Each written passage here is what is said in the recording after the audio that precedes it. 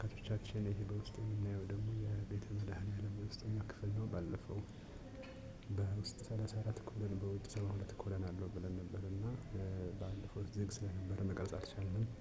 ነገር ግን አሁን ይኸው የውስጠኛው ክፍል እኔ ከእንግዲህ ስቀርጸው ይሄንን ይመስላል። በጣም ሰፊ ነው። ቅዱስ ላሊበላ ካነጻቸው ቤተ መቅደሶች በጣም ሰፊው ይሄ ቤተ መድኃኒዓለም ነውና የውስጠኛውን ክፍል ልናሳያችሁ ወደናል ማለት ነው። እና አባ ገብረ መስቀሉ ደግሞ ተገኘበት የተባለ ቦታ አለ። እሱንም እስቲ ካየሁት ወደ እናንተ በዚህ ቪዲዮ ቀርጸ እናሳልፋለን ማለት ነው።